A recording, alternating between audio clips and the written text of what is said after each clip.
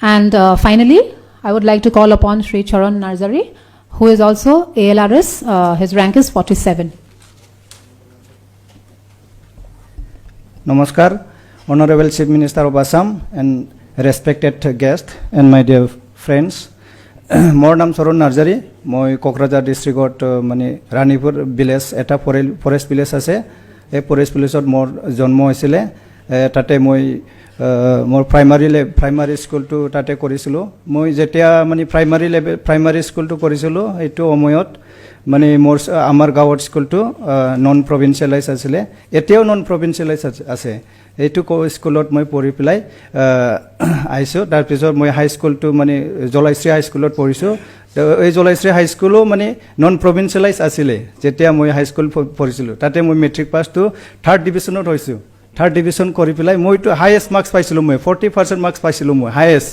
আমাৰ স্কুলত বড়ো মিডিয়াম তাৰপিছত মই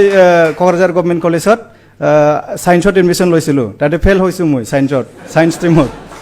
তাৰপিছত মই আৰ্টছত এডমিশ্যন ল'লোঁ আৰ্টছত এডমিশ্যন লোৱাৰ পিছত মই মানে 2nd ডিভিজন পাইছোঁ 2nd ডিভিজন পোৱাৰ পিছত মই ইকনমিক্স অনাৰ্ছ লৈ পেলাই গ্ৰেজুৱেশ্যনটো কৰিলোঁ তাৰপিছত আকৌ মই গুৱাহাটী ইউনিভাৰ্চিটিত এডমিশ্যন লৈছিলোঁ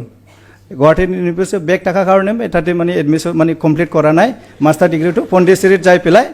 আকৌ মাষ্টাৰ ডিগ্ৰী কৰিছে তাতে মই মানে বহুত মানে ভাল লগৰ কেইটা লগ পাইছিলোঁ UPSC ৰিলেটেড চিভিল ছাৰ্ভিচ কি হয় মই আগতো একো গম পোৱা নাছিলোঁ এই চিভিল ছাৰ্ভিচ কি বস্তু তাতে যাই পেলাই মই উৰিষ্যা পৰা মানে তামিলনাডু মানে অন্ধ্ৰপ্ৰদেশ এই জাগাৰ পৰা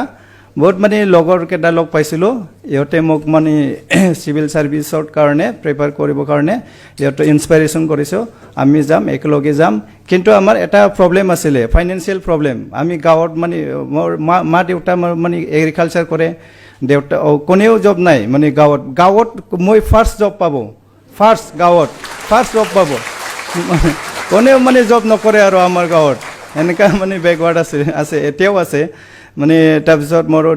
দাদা এজন আছে মোৰ অলপ বিজনেছ কৰে এই মানে অলপ মোক ফাইনেন্সিয়েলি ছাপৰ্ট কৰিছে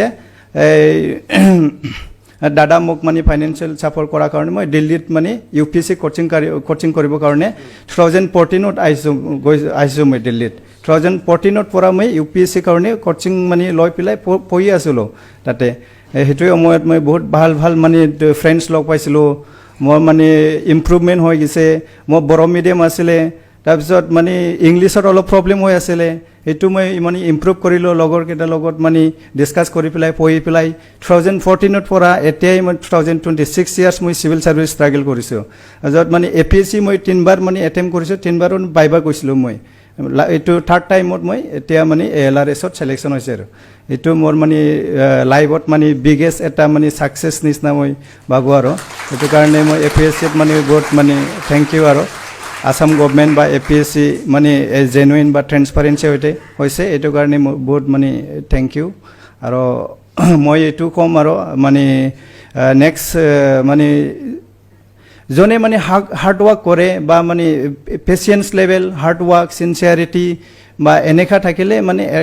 এদিন নহ'লে এদিন ছাকচেছ হ'বই আৰু এইটো মেটাৰ নকৰে কি পাৰ্চেণ্টেজ কম বা কিবা মানে আৰ্টছ ষ্ট্ৰীম বা বড়ো মিডিয়াম বা অসমীয়া মিডিয়ামৰ পৰা অহা মানুহ মানে ষ্টুডেণ্টবিলাক মানে এইটো এক্সামটো ক্লিয়াৰ কৰিব নোৱাৰে মানে কষ্ট কৰিলে চবে মানে ছাকচেছ হ'বই আৰু কষ্টটো মেইন কথা মানে চিনচিয়াৰলি ফ'ল' কৰিব লাগিব এইটোৱে মেইন কথা এইটো কৈ পেলাই মই থেংক ইউ